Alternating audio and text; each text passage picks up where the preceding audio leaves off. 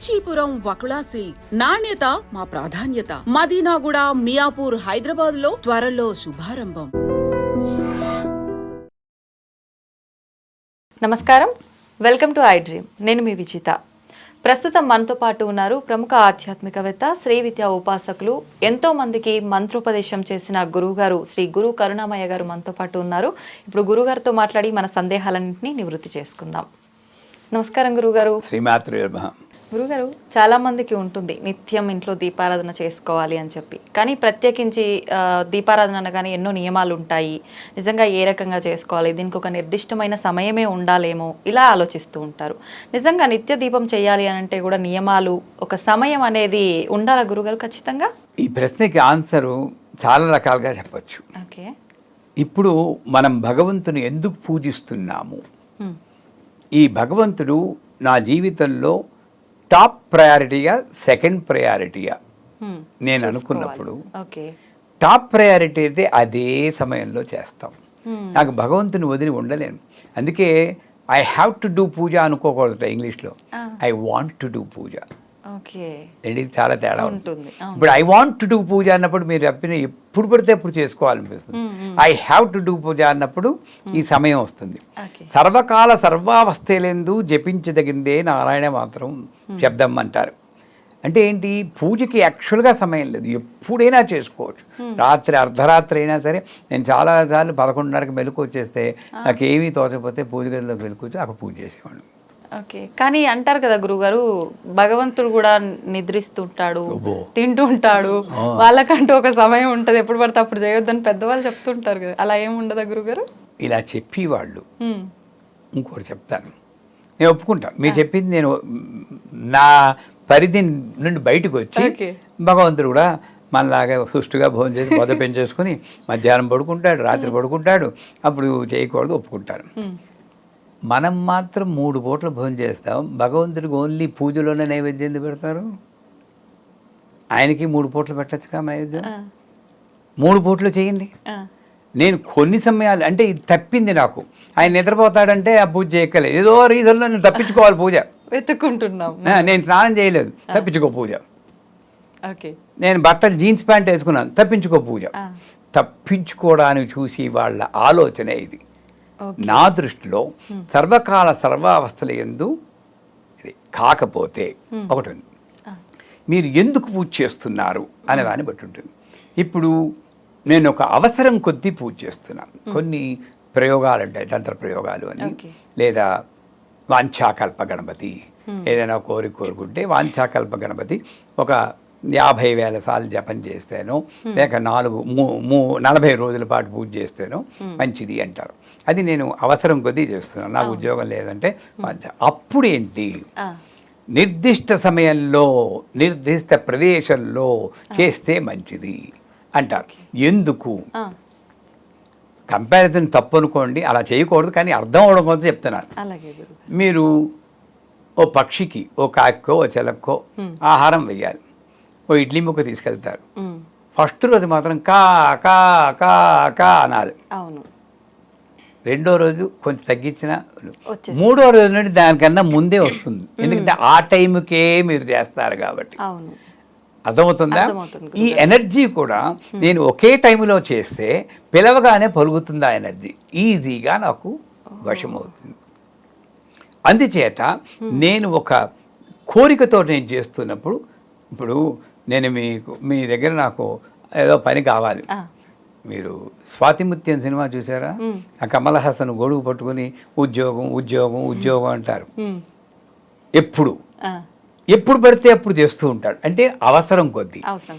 అలా కాకుండా ఒక అవసరం కొద్దీ నేను చేస్తున్నప్పుడు నియమంగా 6 గంటలు అంటే 6 గంటలకు పూజ చేస్తూనే ఉండాలి పొద్దున్నే. అదే సమయంలో చేస్తే మంచిది. మామూలుగా నేను ఉపాసన చేసుకుంటున్నప్పుడు ఇందాక చెప్పినట్లు టాప్ ప్రయారిటీ ఏమిటి అని నేను అనుకుంటే, నాకు భగవంతుడే టాప్ ప్రయారిటీ. అంటే ఒకవేళ నాకు ఇంట్లో పనులు ఉన్నాయి, చాలా బిజీ అన్నీ అంటుంటారు. బిజీ ఏమిటి? అసలు నేను పేపరు పెన్ ఇచ్చి పొద్దున్న లేచిన దగ్గర నుండి రాత్రి పడుకునే దాకా ఏం చేసారో రాయమంటాను. గంటకి రాసి అనవసరమైంది కొట్టేయమంటే 4 గంటలు ఉంటాయి, మీకు నాకు అందరికీ కూడా. ఖాళీగా బ్రౌజ్ చేస్తూ ఛానల్, వాట్సాప్ మెసేజ్లు ఇవన్నీ వేస్టే. నిజమే. సో ఆ రకంగా చూస్తే 4 గంటలు వేరు. అప్పుడు నేనేం చేయాలి, నిర్దిష్ట సమయంలో పొద్దున్నే లేచి సంసారంలో పడడానికి ముందే 4:30కి పూజ చేస్తే అద్భుతమైన ఫలితాలు వస్తాయి. ఓకే. సో మీ ప్రశ్నలోనే ఉంది, పూజ అన్నది ఒకే సమయంలో చేస్తే చాలా మంచిదే. అవును గురువుగారు. ఎప్పుడు పడితే అప్పుడు నాకు వీలున్నప్పుడు అన్నది అంత మంచిది కాదు. కాకపోతే పరిస్థితుల ప్రభావం వల్ల ఒకే సమయంలో నేను చేయకపోయినా మీరు వంట చేస్తూ ఉంటే కలుపుతూ ఓం నమో భగవతే వాసుదేవాయ, అది పూజ కదా. అవును. మీటింగ్కి మధ్య నుండి ఐం హ్రీం క్లీం చాముండాయ జపం చేయండి, పూజ కాదా. అలాగ నేను ఎప్పుడు నాకు అవకాశం దొరుకుతుందో అప్పుడు నేను భగవన్నామని చెప్పగలిగితే ఈ ప్రశ్న ఉదయించదు. నేనేం చేస్తున్నాను, పూజ గదిలో కూర్చుని ఇలా అన్నదే నేను పూజ అనుకుంటున్నాను. కానీ శాస్త్రం అలా చెప్పదు. నువ్వు చేసే ప్రతి పని పూజే, ప్రతి వాక్కు మంత్రమే అంటుంది. అకారాది క్షకారాంత మాతృకా వర్ణోపుని వైఖరీ వాక్ స్వరూపాయే నమః అంటారు. ఆ నుండి క్షా వరకు ఏక్షంబులుగా మంత్రమే ఉంటుంది. ఇక పూజ ఏంటండి, నేను సెపరేట్ చేశాను. నా ప్రాబ్లం వల్ల ఏంటంటే భగవంతునే సెపరేట్ చేశాను. ఆయనకు రూము, ఆ రూమ్లో జైలర్ లాగా అప్పుడప్పుడు పొద్దున్నే వెళ్తాను, తలుపు తెరుస్తాను, ఓ తిండి పెడేస్తాను, ఓ బయటకు వచ్చేస్తాను. ఇది మానుకొని నాకు ఎప్పుడు వీరున్నా సరే, ఏ పనిలో ఉన్నా సరే భగవన్నామని చెప్పుకోగలిగినప్పుడు ఈ సమయంలో చేసేదే పూజ అన్నది నాకు అలా రాదు. ఏ సమయంలో నువ్వు ఏ పని చేస్తున్నా కూడా అది పూజ కిందే భావించడం ఉత్తమం. 2, అవసరం ఉన్నప్పుడు నాకు ఏదో ఒక కామ్యం కోసం చేస్తుంటే అదే సమయంలో అదే ప్రదేశంలో చేయడం ఉత్తమం. అంతేకాని ఎప్పుడు పడితే అప్పుడు నాకు తోచడం లే, ఖాళీ ఉంది కదా పూజ చేద్దాం అనుకోవడం కానీ, బోల్డ్ పనులు ఉన్నాయని వాళ్ళతో కబుర్లు చెప్పుకుంటూ అది ఆ కబుర్లు అయిపోయి పూజ చేయడం కానీ, ఇది చాలా తప్పు. అంటే ఏంటి, నాకు ఈవిడ లాస్ట్ ప్రయారిటీ, నిర్లక్ష్యం. మిమ్మల్ని మా ఇంటికి పిలుస్తాను, కుర్చీలో కూర్చోబెడతాను, నా బాడికి నేనేదో సోది చెప్పుకుంటూ అన్నీ చేస్తాను, మీకు ఎలా ఉంటుంది? ఇబ్బందిగా ఉంటుంది. ఆ పూజ గదిలో అమ్మవారు కూడా అలాగే ఉంటుంది, సరైన టైంలో లేకపోతే. అంచేత ఇది కస్టమైజ్డ్ ఆన్సర్ నేను ఇవ్వలేను. ఎవరి స్థితులకి, పరిస్థితుల ప్రభావంగా వాళ్ళు అనుగుణం చేసుకుని నేను నిత్యం చేసేటటువంటి కర్మల్లోనే అమ్మవారిని నేను మిళితం చేసుకోగలిగితే నా ప్రతి కర్మ కూడా పూజ కిందే ఉంటుంది. ఓకే గురుగారు, పూజ చేసేటప్పుడు ఖచ్చితంగా పువ్వులు ఉంటేనే పూజ చేయాలా, పువ్వులు లేకుండా చేసే పూజకి ఫలితం ఉండదా, ఖచ్చితంగా నిత్య దీపారాధన చేసే వాళ్ళు నైవేద్యం అనేది నివేదన చేయాలా ప్రతిరోజు, ఇలాంటి సందేహాలు కూడా ఉంటాయి కదా గురుగారు, వాటి గురించి? ఇది వీటినన్నింటినీ ఉపాధులు అంటారు. లలితా సహస్రనామం మీకు అలవాటు ఉందో లేదో కానీ సర్వోపాధి వినిర్ముక్త సదాశివ పతివ్రత అంటుంది. ఈ ఉపాధుల నుండి బయటపడి అతీతమైన స్థితిలోనే ఆవిడ ఉంటుంది, ఆవిడ దొరుకుతుంది అని. పరశురామ కల్పసూత్రం అని ఒకటి ఉంది, అథారిటీ మనకి శ్రీ విద్యకి. అంటే వాళ్ళు రాసిన వ్యాఖ్యానాలు నేను చెప్పను, వాళ్ళ ఓన్ కమెంట్ చేస్తుంటారు. ఇది శాస్త్ర ప్రమాణమైన గ్రంథం. దాంట్లో మీరు అడిగిన క్వశ్చన్లన్నిటికీ సమాధానం వస్తుంది.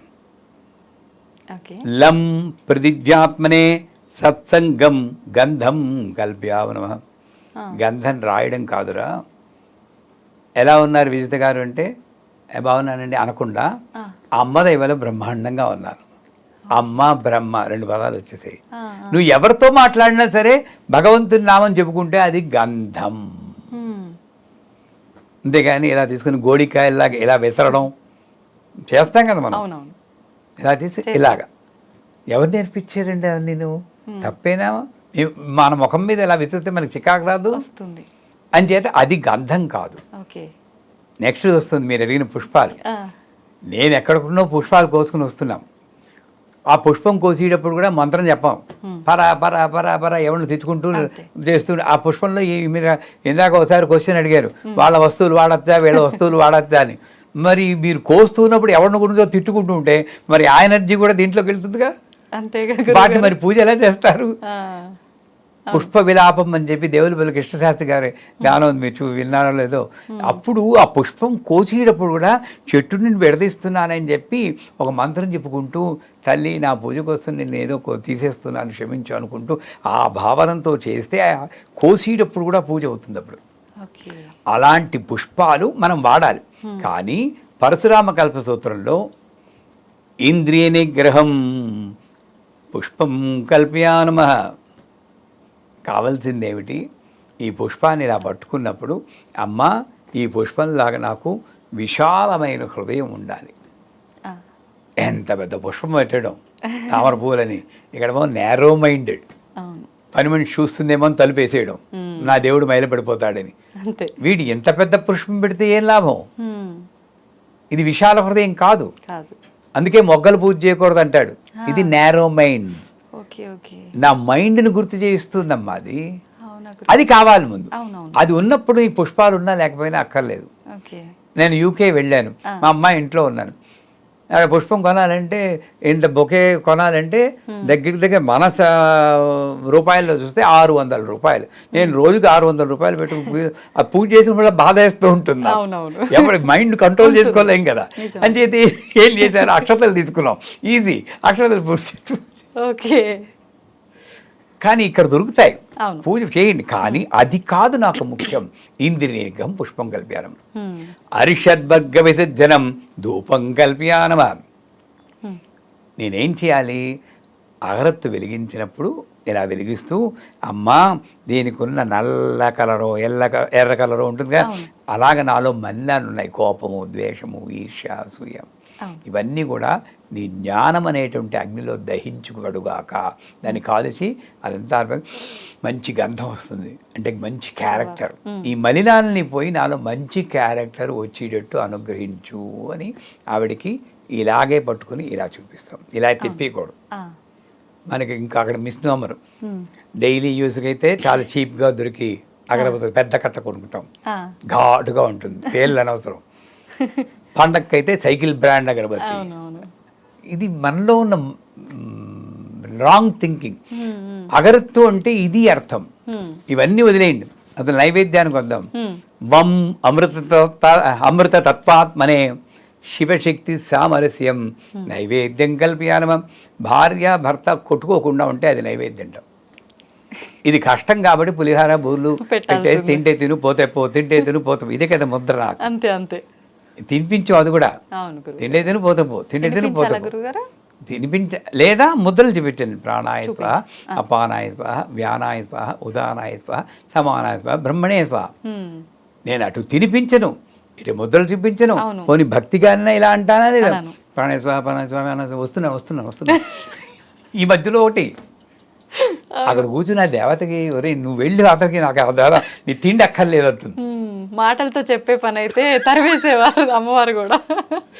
అంచేత అసలు చేయాల్సింది ఏంటంటే భార్యాభర్తలు కొట్టుకోకుండా ఉంటే, మనం ఎలా అయితే మన కొడుకు కోడలు కొట్టుకోకుండా ఆనందపడతామో, ఆ జగన్మాత కూడా ఈ కొడుకు, ఈ కోడలు, ఈ కూతురు, ఈ అల్లుడు కొట్టుకోకుండా ఉంటే ఆనందంగా ఉంటుంది. ఇది తల్లి పూజకు కావాల్సినవి. అవి ముందు నేర్చుకుని తర్వాత మనం ఇవి చేస్తూ దాన్ని గుర్తు తెచ్చుకుంటే జీవితాలు చాలా బాగుపడతాయి. చాలా కష్టమే గురుగారు ఇవన్నీ జరగాలంటే ఇప్పుడున్న రోజుల్లో. అంతే కదా గురుగారు, కష్టమే, ప్రయత్నించాలి. ఇప్పుడు మీ అబ్బాయి 12వ ఎక్కం ఒప్పచెప్పుంటే చాలా కష్టం అమ్మా అంటే మీరేమంటారు, కష్టపడడం కష్టమేంటి, ప్రయత్నించు అంటాం. అదే నేను మీకు చెప్తున్నాను, కష్టమేంటి, ప్రయత్నించండి. ప్రయత్నిస్తాం గురుగారు. ధన్యవాదాలు గురుగారు.